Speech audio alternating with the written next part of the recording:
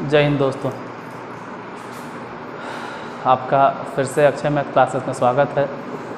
अभी आप देख रहे हैं प्रॉफिट एंड लॉस, और प्रॉफिट एंड लॉस में ऑलरेडी हम 4 क्लास पढ़ा चुके हैं और यहाँ पर हम क्लास का नंबर देना होगा क्योंकि ये 5वां क्लास होगा आज जो चलेगा।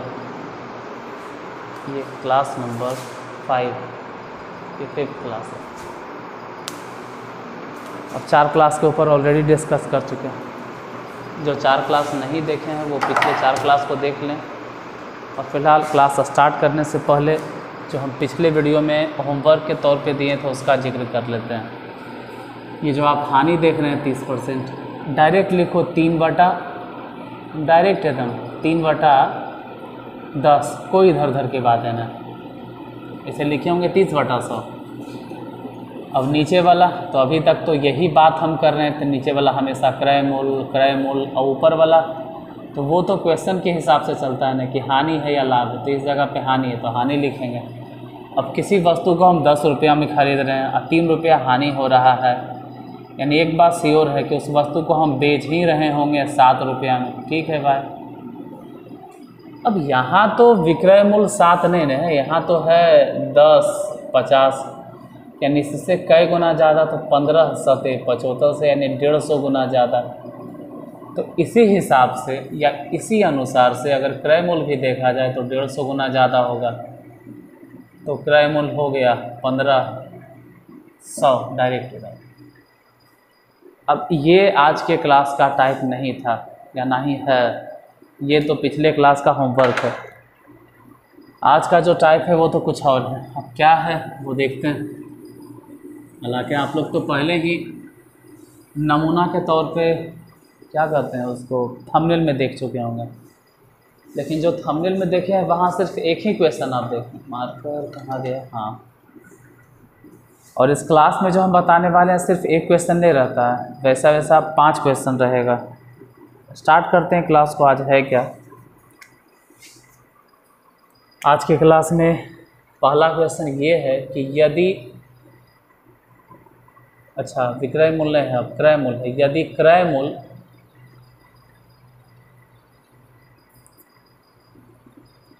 ₹120 रुपया, ठीक है, और लाभ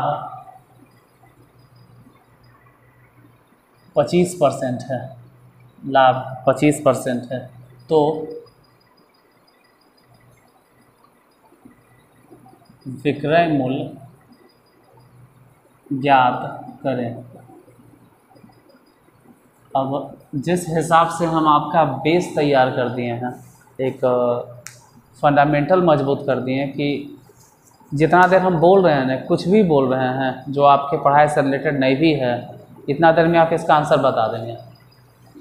और उम्मीद करते हैं कि 3-4 क्लास हो गया है तो आपको इतना समझ में आ गया होगा, और अब तक तो आपका आंसर भी आ गया होगा। इस क्वेश्चन का आप आंसर भी बता चुके होंगे। फिर भी एक बार आप अपना आंसर और हम जो बताएंगे वो आंसर मिला लीजिएगा। सबसे पहले जो भी दिया हुआ है, प्रतिशत लाभ है, प्रतिशत हानि है, ज़रा उसके ऊपर जिक्र करते हैं। है कितना भाई? 25%। देखो, अगर ये चीज़ आपको समझ में आता है तो उतना टाइम नहीं बर्बाद करो। 25/100 यानी डायरेक्ट लिखो 1/4, डायरेक्ट एकदम। और यहाँ बता दो कि हाँ भाई क्रय मूल्य नीचे वाला होता है, और ऊपर जो आप देख रहे हैं वो इस क्वेश्चन के हिसाब से लाभ है, क्योंकि लाभ चल रहा है। अब कोई भी आदमी किसी वस्तु को 4 रुपया में खरीद रहा है और 1 रुपया का लाभ हो रहा है, यानी बेचा होगा वो 5 रुपया में। जाहिर से बात है कि विक्रय मूल्य कितना होगा, तो विक्रय मूल्य उसका होगा 5 रुपया। लेकिन रुको, 1 रुपया, 4 रुपया, 5 रुपया, सब जितना हम लिखते हैं सब के सब एक तरह से रेशियो पे चल रहा है। रियल क्वांटिटी नहीं है, रेशनल क्वांटिटी है। वास्तविक जो होगा राशि वो तो यहाँ देखिए कि क्रय मूल्य कितना है 120, और यहाँ पे क्रय मूल्य साफ साफ झलक रहा है कि 4 है। अब इससे कई गुना ज़्यादा है भाई? 30 गुना ज़्यादा। अब अगर क्रय मूल्य 30 गुना ज़्यादा है तो विक्रय मूल्य भी 5 ना होकर 30 गुना ज़्यादा होता, और एग्जैक्टली जो आंसर आता वो होता 150। तो इस क्वेश्चन का आंसर हो जाएगा 150। और हमेशा की तरह कि अगर एक क्वेश्चन नहीं समझ पाए तो अगले क्वेश्चन में समझते हैं, लेकिन समझ में तो आ ही जाएगा, क्योंकि हम एक टाइप अगर बताना शुरू करते हैं तो कम से कम उसको समझा के छोड़ते हैं। यहाँ से इस नंबर को मिटा दिया जाएगा। क्वेश्चन वही रहेगा, लाभ परसेंटेज। देख दूसरे नंबर क्वेश्चन की बात करें तो क्रय मूल्य इस बार 1200 और लाभ परसेंटेज की अगर बात करें तो 25% है। ज़रा आप भी ट्राई कीजिए कि आपका आंसर क्या आता है। जितना हम टाइम देते हैं ना, बिना टाइमर के ही हमको मालूम है कितना टाइम में आपका बन जाएगा, इसलिए हम क्लास में रुक रुक के कुछ बोलना शुरू कर देते हैं। अब जितना देर हम बकवास कर रहे हैं आपका आंसर आ गया होगा, नहीं आया तो फिर जिक्र करते हैं। 25% मतलब डायरेक्ट 1/4।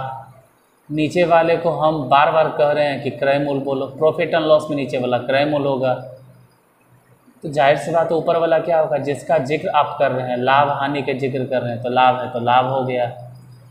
अब हम किसी वस्तु को खरीद रहे हैं 4 रुपया में, 1 रुपया लाभ हो रहा है, तो इसके हिसाब से हम उस वस्तु को बेच रहे होंगे 5 रुपया में, इसके हिसाब से, ठीक है। लेकिन एग्जैक्ट अगर बात की जाए तो क्रय मूल्य 4 ना हो के 1200 है, यानी इससे 300 गुना ज़्यादा।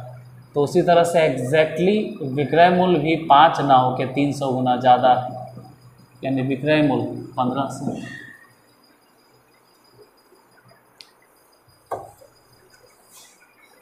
पहले जैसन था उसमें 150 था, यहाँ 1500 है।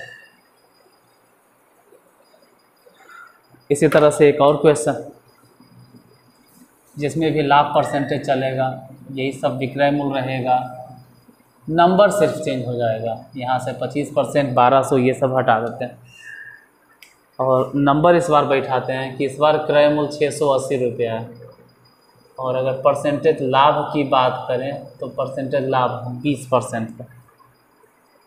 विक्रय मूल्य बताते हैं कि क्या होगा विक्रय मूल्य। देखते हैं विक्रय मूल्य। अगर विक्रय मूल्य की बात करें उससे पहले लाभ परसेंटेज 25% मतलब 1/5 डायरेक्ट एकदम। और जो 5 देख रहे हैं ये नीचे वाला को बार बार हम बोलते हैं क्रय मूल्य, और ऊपर वाला तो वो तो डिपेंड करता है कि परसेंटेज लाभ है तो लाभ लिखो, जब परसेंटेज हानि होगा तो हानि लिखेंगे। फिलहाल खरीद रहे हैं हम 5 रुपया में और 1 रुपया हो रहा है लाभ, यानी बेचते होंगे हम 6 रुपया में, सब चीज़ लिख दिए। लेकिन जो भी लिखे 5 रुपया, 1 रुपया, 6 रुपया, वो सिर्फ रेशनल क्वांटिटी है, अनुपातिक राशि है। एग्जैक्टली क्या है वो तो क्रय मूल्य यहाँ से पता चलेगा कि 680 है, मतलब इससे कई गुना ज़्यादा। समझ में नहीं आ रहा है। जब ऐसे सिचुएशन में नहीं समझ में आवे तो 5 से भागा देता हूँ, पता चल जाएगा। 5 एकम 5, 1 और 5 या 15, फिर यहाँ से 3 और 0, 5 6 के 30, यानी 136 गुना ज़्यादा है क्रय मूल्य। तो विक्रय मूल्य में भी आप 136 गुना कर दीजिए, और इतना भरोसा है हमको कि आप लोग गुना जानते हैं, तो 6 गुना 136 कर लीजिए, जो भी गुना करके आएगा वही इस क्वेश्चन का आंसर होगा। तो 6 और 136 गुना करके देख लीजिए कि आंसर क्या आता है। अगले क्वेश्चन। अब अगले क्वेश्चन की बात करें, इसमें क्रय मूल्य 680 था, क्रय मूल्य को चेंज करते हैं और यहाँ से परसेंटेज लाभ को भी हटाते हैं। इस बार क्रय मूल्य 680 ना होके 480 बैठा देते हैं, और परसेंटेज लाभ की अगर बात करें तो लाभ 30% रहने देते हैं। 30% में गड़बड़ हो जाएगा, 10% बैठा दें, 10%। तो विक्रय मूल्य बताइए क्या होगा। देखो जो रियल क्वांटिटी है उसके ऊपर उतना फोकस नहीं करना जितना परसेंटेज के पीछे जाना है। जैसे 10% लाभ है तो लिखो 1/10। अब नीचे वाले को तो हम बोलते हैं कि क्रय मूल्य है, क्योंकि प्रतिशत लाभ या प्रतिशत हानि जो भी दे ले रहता है, जब हम इसको फ्रैक्शन में बदलेंगे तो नीचे वाला हमेशा क्रय मूल्य मानना है। अगर नहीं कुछ बोल रहा है तब, अगर वो पहले ही से कह दिया कि विक्रय मूल्य है, अगर वो गारंटी दे दिया है कि हाँ भाई विक्रय मूल्य ही है, तो आपको विक्रय मूल्य मानना होगा। लेकिन अगर कुछ नहीं कह रहा है, सिर्फ परसेंटेज लाभ है, तो नीचे क्रय मूल्य, और ऊपर तो क्वेश्चन के हिसाब से कि यहाँ पर क्या चल रहा है, प्रतिशत लाभ, तो लाभ हो गया। खरीदे 10 रुपया में, लाभ है 1 रुपया हुआ, यानी बेच रहे होंगे हम कितना में, 11 रुपये में। ठीक है, सबसे लिख लिए। सब रेशनल क्वांटिटी है। एग्जैक्टली कुछ होगा, हाँ है, एग्जैक्टली है 480 रुपया क्रय मूल्य, यानी कि 10 से ये 48 गुना ज़्यादा है। तो अगर ये 48 गुना ज़्यादा है तो विक्रय मूल्य भी 48 गुना ज़्यादा होगा। आप गुना कर लीजिएगा तो ये हो जाएगा 5, 8 और 8 4 12, शायद मेरे हिसाब से 528 होगा। एक बार आप ज़रा चेक कर लीजिएगा कि आता है या नहीं। 1188 के 8 हाथ में बच गया, 8 11 मतलब 528 ही होगा। फिक्स है कि 528 होगा। थोड़ा बहुत गुना हमको भी आता है, ऐसा नहीं कि गुना नहीं आता है। बाकी उतना तो गुना नहीं आता है जितना आप लोग गुना कर सकते हो। अगर कभी वैसा समय मिला या नौबत आया तो हम गुना वाला ट्रिक भी आपको बताएंगे। लेकिन फ़िलहाल अभी हम यहीं पे रहते हैं, गुना पे नहीं जाते हैं। चलो इन सबको मिटाओ। 4 क्वेश्चन तो हो गया ना, तो कम से कम एक क्वेश्चन आपको हमेशा की तरह होमवर्क में दे दिया जाए। आज के लिए होमवर्क का क्वेश्चन है कि यदि क्रय मूल्य क्या माने 480 हो गया, क्रय मूल्य मान लेते हैं कि 1250। ठीक है, क्रय मूल्य 1250। और लाभ की अगर बात करें तो लाभ 30%। विक्रय मूल्य आपको बताना है। एक काम करते हैं, विक्रय मूल्य आप बताइए इसका विक्रय मूल्य क्या होगा, कमेंट करके। ठीक है, बाकी फिर जब हम अगले क्लास में आएंगे, अगले टाइप का क्वेश्चन बताएंगे, तो उस वक्त उसको सॉल्व कर देंगे। तो मिलते हैं नेक्स्ट क्लास में, तब तक के लिए धन्यवाद।